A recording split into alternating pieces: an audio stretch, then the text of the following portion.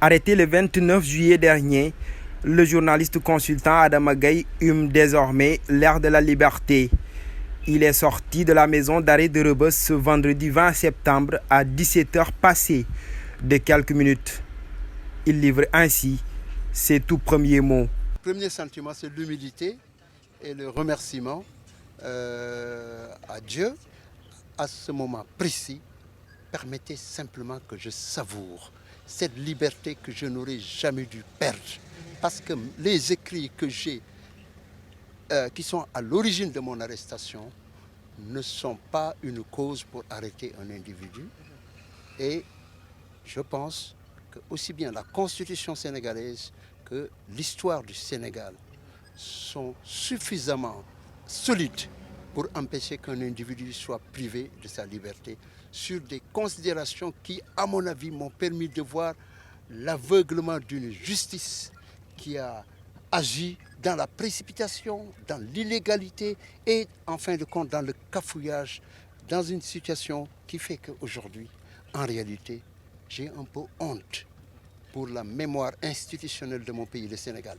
Il remerciera tout de même toutes les personnes qui, de près ou de loin, ont contribué à sa libération. À toutes celles et tous ceux qui, depuis ce que je peux considérer comme une arrestation illégale, n'ont pas ménagé aucun effort pour exprimer leur soutien à ce qui me semble être une cause légitime.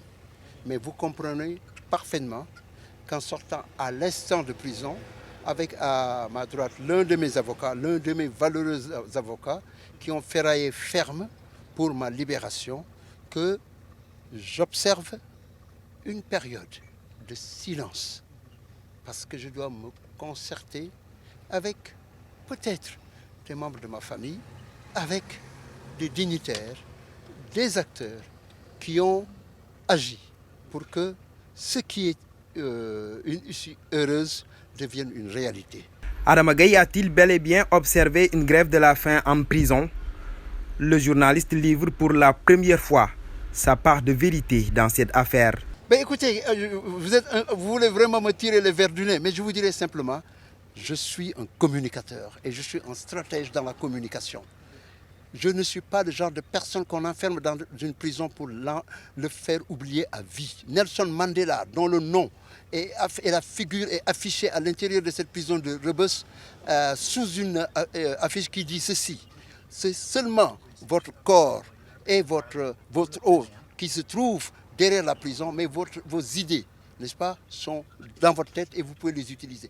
Sous ce rapport, sachant qu'il fallait que le monde sache la situation inacceptable que je vivais, il fallait que je trouve, n'est-ce pas, des moyens d'alerter la communauté internationale. Et c'est pourquoi j'ai annoncé une grève de la faim, même si c'était une stratégie qui a marché, parce que le monde entier a repris l'information. Il faut comprendre que je n'étais pas disposé à être un suicidaire, parce que la religion musulmane me l'interdit. Et notamment, c'est l'un des messages remarquables que j'ai reçus du fils aîné du khalife général des Mourides, qui est venu me le porter en son nom.